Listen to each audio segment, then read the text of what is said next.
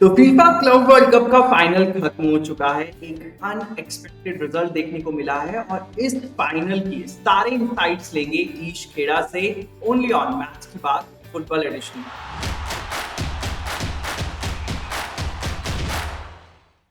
So Eesh what's up? Hi Neve, good evening. Good to be here back again, and I'm equally surprised as you are, yaar. Chelsea winning the FIFA Club World Cup. Who would have thought?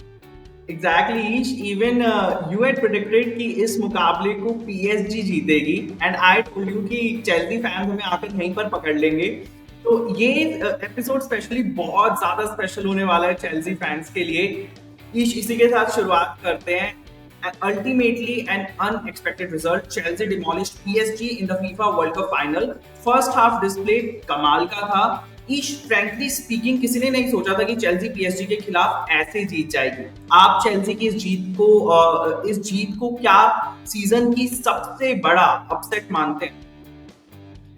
Yeah, you would have to believe that because FIFA Club World Cup का concept ही है to decide which is the best club in the world and अब वो हर 4 साल में आएगा, है ना? So the importance of winning this is very high, especially for Chelsea. In fact, मेरे भी कुछ friends हैं who are Chelsea fans. They were also not that much optimistic कि हम PSG को हरा पाएंगे कि नहीं. But the way they started, the way Enzo Maresca's game plan went about, they looked, I mean, they surprised the world, यार. इस जीत के बाद चेल्सी के लिए बहुत सारी चीजें यहाँ से बदल जाएंगी। लेकिन ईश, अब जब क्लब वर्ल्ड कप खत्म हो चुका है, so what are your thoughts on this? Like, did you enjoy it? Yeah, so there are, मतलब, of course, as a football fan and as a viewer, I enjoyed it. But मेरे को थोड़ा सा concept ना in terms of the fact कि जैसे at the end of the day it was European places, European teams only, you know, fighting for that title. Semi-final में भी 3 out of the 4 teams were European and एक South American 3. So in terms of difficulty, जैसे Auckland City पहला match 10-0 हारी थी. Not a lot of North American teams. I mean, सिर्फ Inter Miami qualify to the round of 16 और कुछ ज्यादा हुआ नहीं.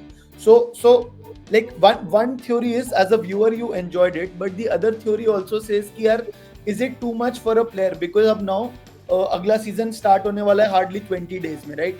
सो प्लेयर्स को उतना रेस्ट नहीं मिलेगा और इंजरी के चांसेस ज्यादा बढ़ जाएंगे और वो अभी नहीं दिखेंगे. That will be shown mid season when again Champions League will start, Europa League will start और domestic cup competitions will start. Exactly Eesh, इस पर भी बात करेंगे कि ये फॉर्मेट जो था वो बहुत ज्यादा ड्रैगिंग था। लेकिन ईश, उससे पहले बात करनी बहुत जरूरी है कोल पामर के बारे में। सच में काफी बेहतरीन और एक बड़े मैच के खिलाड़ी हैं। He just casually turned up and destroyed the best team in Europe. अगर हम इंग्लैंड की नेशनल टीम की बात करें तो where do you consider him when it comes to the packing order?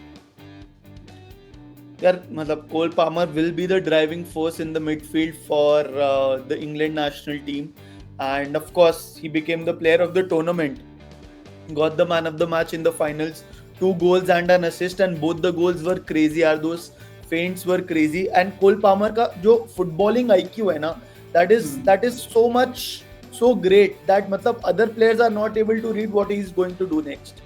So I think he'll be one of the prominent players if England need to stand a chance to do well in the World Cup next year for England. बिल्कुल। अगर हम 2026 world cup की बात करें तो आपको क्या लगता है, क्या कोल पामर को बुकायो साका से पहले मौका मिल सकता है? Yeah, see, I would call them playing different positions. Yes, I know कि Cole Palmer started at the right wing, the finals, and Bukayo Saka भी right wing पे होता है, but Cole Palmer can also play attacking midfield just behind the striker. So मतलब अगर आप दोनों को right wing के comparison में देख रहे हो तो yes, I think Cole Palmer will start ahead of Bukayo Saka, but a fit Bukayo Saka is also very dangerous. तो मेरे को ऐसा लग रहा है कि दोनों खेलेंगे and Cole Palmer will sort of play attacking midfield and Saka will play right wing. देखते हैं 2026 वर्ल्ड कप में क्या होगी इंग्लैंड टीम की स्ट्रैटेजी। लेकिन Eesh, Robert Sanchez has faced a lot of criticism since joining Chelsea and for obvious reasons too. लेकिन PSG के against उनका परफॉर्मेंस कुछ अलग ही था। इससे अब एक बात तो क्लियर है कि चेल्सी अब इस डिलेमा में होगी कि क्या रॉबर्ट से यहाँ पर मूव ऑन करना बेटर रहेगा या फिर या फिर उन्हीं के साथ खेला जाए, किसी और नए गोलकीपर को ना लाया जाए। अगर ईश आप टीम के मैनेजर होते तो आप इस पर क्या डिसीजन लेते?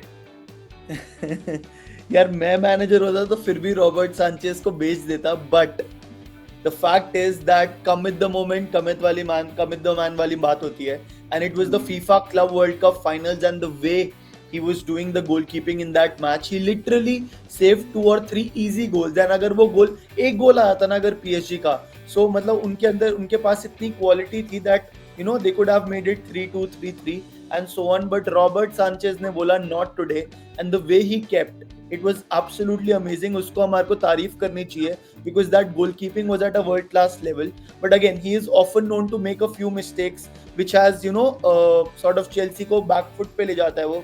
So if given an option, I think Chelsea would want to move on from Robert Sanchez, but they'll have to appreciate his performance and the fact that it was because of him that they won that goal. Exactly हमेशा जो Chelsea है वो इनको ओ करेगी इस चीज के लिए.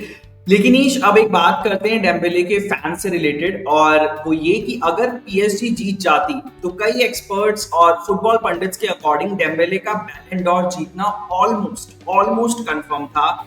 लेकिन अब जब वो फाइनल हार गए हैं तो क्या इससे बैलन डॉर की रेस पर कोई भी फर्क पड़ेगा? That's a very valid question यार. मेरे को I think जिस हिसाब से वोटिंग होती है और बैलन डोर के जो वोट्स आते हैं, I think there is a 60% chance that Ousmane Dembele wins the Ballon d'Or. But like आप मुझसे पर्सनली पूछोगे तो I genuinely want a Vitinha to win it, because Vitinha has also won an additional trophy with Portugal, which is the UEFA Nations League, but Ousmane Dembele won the French League Player of the Year as well. So वो 19-20 का फर्क रहेगा. Of course, you cannot write off Rafinha और Lamine Yamal at that point of time अभी जैसे contention में, and Mohammad साला and Cole Palmer की भी अब कॉन्वर्सेशन स्टार्ट हो गया है. बट मैं चाहता हूँ विटीनिया को मिले, बट मिलेगा मेरे हिसाब से उस्मान डेम्बेले को. Okay, I have a task for you, और वो ये कि आपको अभी मुझे आपके अकॉर्डिंग टॉप 3 प्लेयर्स बताने होंगे जो बैलन डॉर की रेस के लिए परफेक्ट फिट हैं, और कौन सा प्लेयर आप किस पोजीशन पर रख रहे हैं वो भी डिफाइन करना होगा. Top 3. Ousmane Dembele, Lamine Yamal, Vitinha. I think that will be the top 3. In the same sequence? Yes. Ousmane Dembele first, Lamine Yamal second, and Vitinha third. Okay, आगे बढ़ते हैं ईश. फाइनल के बाद जो झगड़ा हुआ, उस फाइनल के बाद जो कंट्रोवर्सी क्रिएट हुई जिसमें लुइस एनरिक ने जाओ पेड्रो को जमीन पर धक्का दे दिया, बड़ा योर थॉट्स ऑन दिस? यार अब मैच खत्म हो चुका था, थोड़ा tempers were running high, maybe something would have happened, and मतलब I think it's part of football यार. Sometimes you know emotions get the best of you. But João Pedro का गेम क्या ही था यार. इमेजिन एक हफ्ते पहले ही was vacationing somewhere, got a transfer to Chelsea, played in the FIFA Club World Cup, पहला एक मैच बेंच से आया, उसके बाद सेमीफाइनल स्टार्ट किया, 2 गोल मारे, फाइनल में 1 गोल मारा, and now he is a FIFA Club World cup champion यार. So congratulations on that. And coming to the fight, I'm not reading too much into it यार. This is part of football and मजा आता है as fans देखने में कि क्या हुआ यार, क्या हुआ. So मसाला ज़्यादा था, but congratulations to Chelsea for winning the FIFA Club World Cup. लेकिन आपको नहीं लगता कि जो इस तरह की हरकत हुई है उससे पीएसजी के मैनेजर पर एक मतलब बैन भी लग सकता है? Yeah, again we'll have to investigate कि exactly क्या हुआ था, but मतलब more often than not unless like during the match हुआ होता, तो more often than not those situations get resolved, and उसके बाद the Chelsea players were clapping for PSG also when they were going about picking up their runners up medal as well. So I haven't read too much into it कि actually में कोई strict action होगा कि नहीं. I think it was on the field, and like let's hope कि ऐसा कुछ long term ban या 1-2 मैच का ban हो ना हो. अच्छा, जैसा कि आपने कहा कि इस तरह की चीजें हो जाती हैं वो हीट ऑफ द मोमेंट में, और बड़ा मजा आता है हम फैंस को देखने में कि आखिर क्या हुआ, वो कंट्रोवर्सी क्रिएट होती है. लेकिन जब ऐसी चीजें हो जाती हैं तो इंडिविजुअली वो जो प्लेयर्स इसमें इन्वॉल्व रहते हैं उनके लिए कोई जस्टिफिकेशन बचता नहीं है इन सब चीजों को जस्टिफाई करने के लिए. तो वहां से किस तरह से आप इन चीजों को देखते हैं इन दोनों प्लेयर्स के लिए? Yeah, see, I mean, football is a very impressionable sport, so it is not setting a good example for whosoever it is who is watching, and that is why all these regulations they impose bans and fines कि आगे ऐसे करके ना हो, because football is meant to be played in its true sportsmanship, right? तो I understand all of that. वो थोड़ा हमारे को मजा आ जाता है कि यार fans देख के कि यार क्या हुआ. But yes, again, man, I mean, this though there is no like right answer for this. It should not happen ideally, but when it happens, we enjoy it. It's just that, yeah. Absolutely एक contact sport है और इस तरह की चीजें होती रहती हैं और फुटबॉल में हमने देखा है वो इंटेंस गेम्स होते हैं, प्लेयर्स का जो टेम्परामेंट होता है वो भी बहुत कम होता है। लेकिन अगर हम बात करें अगले सीजन की ईश, तो नेक्स्ट सीजन में चेल्सी और पीएसजी से आपकी क्या एक्सपेक्टेशंस हैं? Which of these two teams are you backing to have a longer run in the Champions League? I think PSG, yaar. PSG looks like a very complete team, and of course Enzo Maresca का advantage ये है for Chelsea that he has got a very good squad depth. एक position पे 2-3 players are available, तो अगर एक out of form है या नहीं है तो he can definitely get a replacement, and that helps him in the training sessions also, because the players will have a healthy competition to fight for the first place.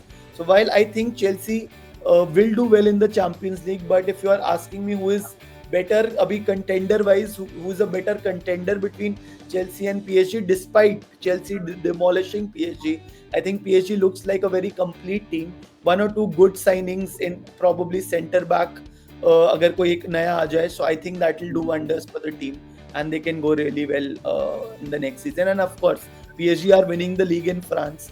Chelsea जीतेगी league नहीं जीतेगी, still question marks, because Liverpool is there, City is there, Arsenal is there.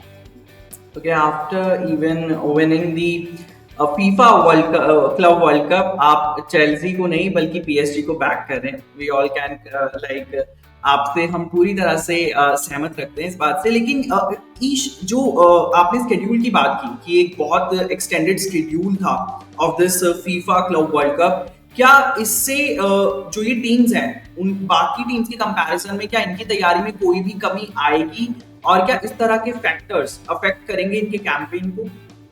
100% यार, and I mean अभी may be इतनी जल्दी result ना दिखे. We saw few injuries happening in the FIFA Club World Cup as well, but अगर अभी इतना जल्दी रिजल्ट ना दिखे, so probably mid season in दिसंबर का जो टाइम होता है when Champions League is also at its full flow, वो क्रिसमस वाले टाइम पे मैचेस भी नंबर बहुत ज्यादा बढ़ जाते हैं.